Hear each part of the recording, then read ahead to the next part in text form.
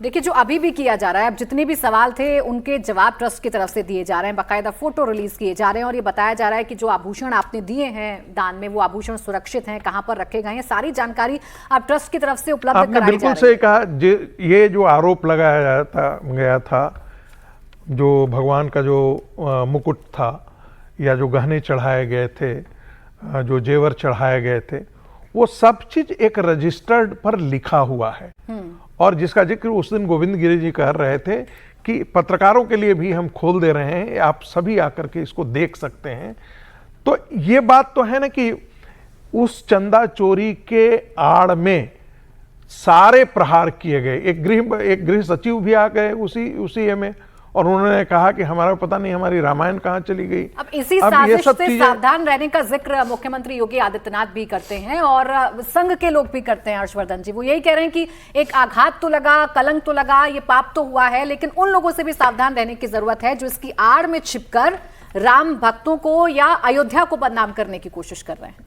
नहीं, देखिए, इसमें जरा सा भी संदेह नहीं है। राष्ट्रीय स्वयंसेवक संघ और विश्व हिंदू परिषद ने पहले दिन से इस पर अपना रुख एकदम स्पष्ट किया था। आलोक जी का बयान पहले आया, जो विश्व हिंदू परिषद के अंतर्राष्ट्रीय अध्यक्ष हैं, और दत्ता जी का बयान थोड़ा बाद में आया, जो राष्ट्रीय स्वयंसेवक संघ के सरकार्यवाह हैं। दोनों ने स्पष्टता से ये बात कही कि जो भी इसमें दोषी होंगे उनको छोड़ा नहीं जाएगा। लेकिन एक खतरा तो है ना, और ये खतरा क्यों बढ़ता है? क्योंकि गलती हुई है, बड़ी गलती हुई है। वो सीधे सीधे इस पूरे आंदोलन को खत्म करने की कोशिश, इसकी क्रेडिबिलिटी को खत्म करने की कोशिश, राम मंदिर को खत्म करने की कोशिश। और सोचिए, जो लोग अस्तित्व मानने को तैयार नहीं थे वो अब सब कुछ कर रहे हैं, वो राम की बात कर रहे हैं। जो मानने को ही तैयार नहीं थे, जो कहते थे अच्छा कैसे किसको पता है कि राम जी वहीं पैदा हुए। तो मुझे लगता है कि ये खतरा बड़ा है। अब उस खतरे को रिस्टोर, उस आस्था को रिस्टोर कैसे करेंगे? तो आस्था को रिस्टोर नहीं करना है। किसी को भी राम मंदिर पर, राम जी पर, अयोध्या जी पर कोई संदेह नहीं। ट्रस्ट को रिस्टोर करना है, उसके लिए ये प्रोसेस है जो सीईओ रखना होगा, दूसरी चीजें होंगी। और चंपत जी ने त्यागपत्र दे दिया, 2 और लोग अनिल मिश्रा और गोपाल नगर कोटे गए, तो मुझे लगता है वो सारा काम हो चुका है। अगर इसका पॉलिटिकल लाभ लेने की कोशिश जो अखिलेश यादव या कोई दूसरा करेगा तो मुझे लगता है उसका नुकसान ही होगा, क्योंकि फिर तो सारी चीजें सामने आएंगी क्या क्या हुआ है ना। और फिर से मैं दोहरा रहा हूं, संघ सामाजिक संगठन के तौर पर और भारतीय जनता पार्टी राजनीतिक संगठन के तौर पर सही मन से, पूरे जिसको कहते हैं समर्पण के साथ इस आंदोलन को आगे लेकर गए हैं। दूसरा कोई राजनीतिक सामाजिक संगठन इसके आसपास भी नजर नहीं आता। देखिए, राम मंदिर में अखिलेश को 27 नजर आ रहा है और इसीलिए अखिलेश यादव इस मुद्दे को छोड़ना नहीं चाहते। अपने पीडीए वाली लाइन अखिलेश यादव कहीं ना कहीं छोड़ चुके हैं। हालांकि ये पीडीए भारतीय जनता पार्टी के लिए बड़ा मुश्किल भरा साबित हुआ था और अब इसको लेकर फिर से बयानबाजी शुरू हो गई है। असली पीडीए वर्सेस नकली पीडीए शुरू हो गया है। अखिलेश ने पीडीए का जो ब्रांड अपने लिए बनाया, क्या उसे बीजेपी ने छीन लिया है? अखिलेश का पिछड़ा, दलित और आदिवासी कार्ड क्या अब काम नहीं आएगा? दरअसल यूपी के डिप्टी सीएम केशव प्रसाद मौर्य ने कहा है कि असली पीडीए भाजपा है, अखिलेश का पीडीए फर्जी है। मतलब जिस पीडीए की ब्रांडिंग अखिलेश पिछले कई सालों से कर रहे थे, अपने पक्ष में माहौल बना रहे थे, क्या वो पीडीए एक झटके में अखिलेश के हाथ से निकल जाएगा? इसी पीडीए का नारा देकर 24 के लोकसभा चुनावों में समाजवादी पार्टी ने कमाल का प्रदर्शन किया था। 37 सांसद चुने गए थे। 2024 के बाद यूपी में यह पहला चुनाव है। राम मंदिर में चंदा चोरी का मामला भी जोर शोर से चल रहा है। बीजेपी इस मसले पर उसे बैकफुट पर लाने की कोशिश की गई। अखिलेश यादव ने लगातार उन पर हमला बोला। अखिलेश यादव लगातार ये कहते रहे कि चढ़ावा चोरी हुई है, सनातन के साथ गलत हुआ है, और अब इसी के काउंटर अटैक में डिप्टी सीएम की तरफ से ये बयान दिया गया है।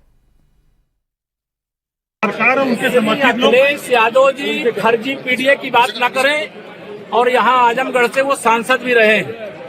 जब उनकी सरकार सिंह यादव जी यहाँ से सांसद थे।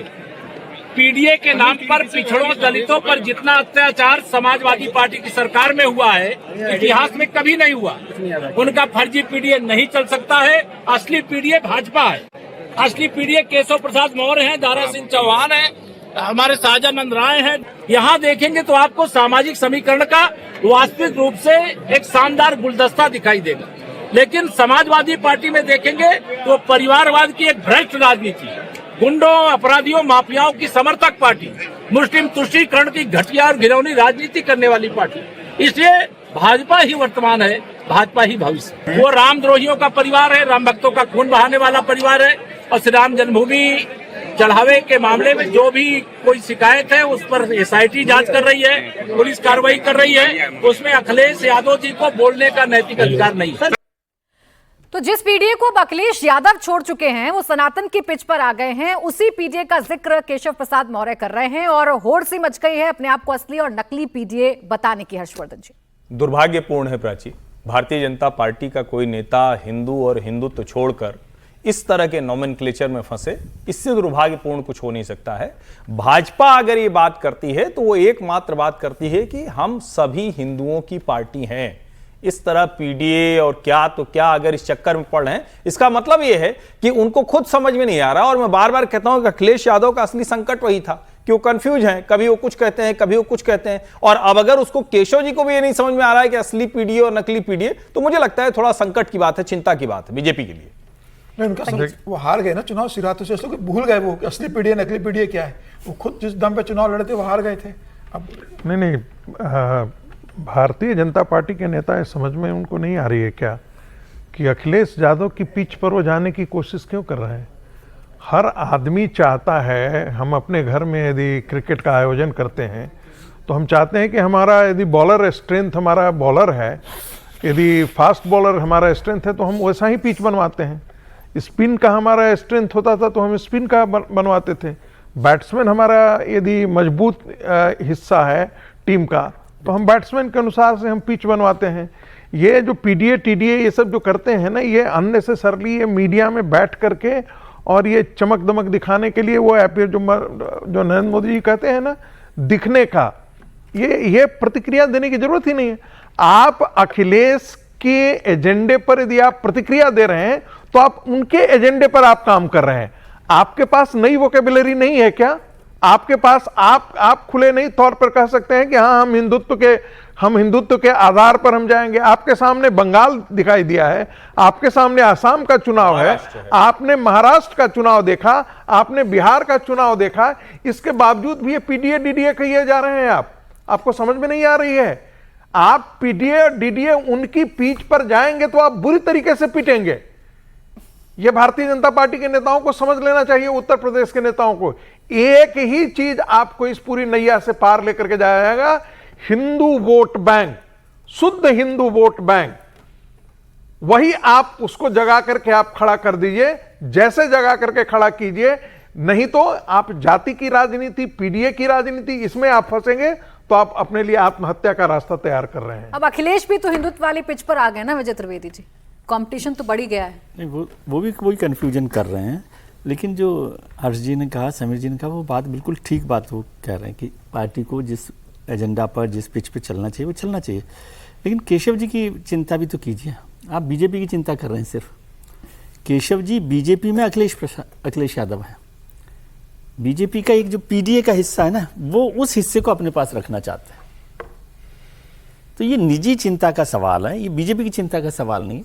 और वो मुझे लगता है उसी निजी चिंता को ध्यान में रखते हैं, क्योंकि वो समझते हैं कि बीजेपी का पीडीए का लीडर वो है और वो दुकान या जो भी ताकत है उनकी दुकान, सॉरी माफ कीजिएगा, स्ट्रेंथ जो है वो पीडीए वाली बीजेपी के अंदर वो केशव जी के पास है। और वो जब तक उनके पास रहेगी तब तक उनका वजूद या जो राजनीतिक ताकत है वो बनी रहेगी।